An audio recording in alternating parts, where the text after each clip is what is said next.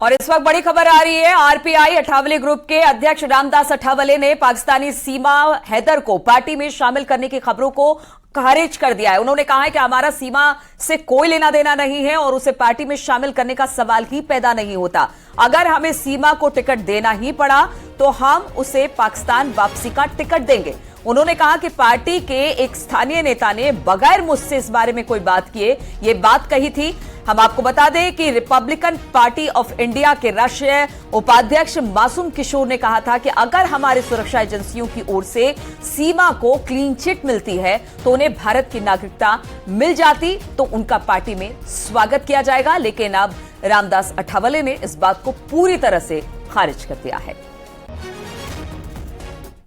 मुंबई में मेरा बांधर में रहता है कि किशोर मासूम, उन्होंने मुझे भी बिना पूछकर इसी तरह का स्टेटमेंट दे दिया है। तो सीमा हैदर को पार्टी में लेने का सवाल ही पैदा नहीं होता है। इसके बारे में डाउटफुल स्थिति है और उनको मतलब अगर टिकट देना ही है तो उनको इंडिया से उनको पाकिस्तान का टिकट हम देंगे, लेकिन यहाँ पार्टी का टिकट देने का सवाल नहीं है। और अब मिलिए भोपाल की राष्ट्रीय स्तर की पर्वतारोही आशा मालवीय से, जो महिला सुरक्षा और सशक्तिकरण के बारे में जागरूकता बढ़ाने के लिए अकेले ही पैन इंडिया साइकिल यात्रा पर है। न्यूज 18 नेटवर्क आशा मालवीय जैसी महिलाओं को सलाम करता है।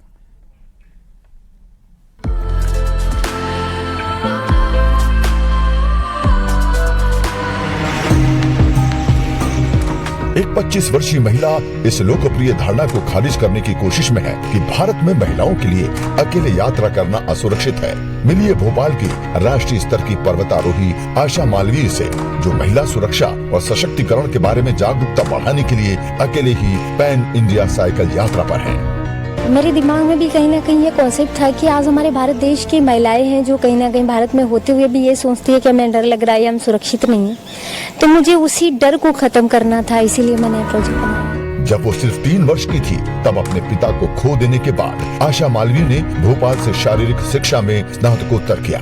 जागरूकता पैदा करने के लिए अपनी यात्रा पर वो अपने साथ कपड़ों के 3 सेट, कुछ बुनियादी आवश्यक वस्तुएं और कुछ सूखे फल ले जाती है। एक पर्वतारोही के रूप में आशा मालवीय ने कई चोटियों पर चढ़ाई की है। वो अपनी संपूर्ण भारत यात्रा के हिस्से के रूप में पूरे भारत में साइकिल चला रही है और पहले ही कम से कम 23 राज्यों को कवर करते हुए 25,000 किलोमीटर से अधिक की यात्रा कर चुकी है।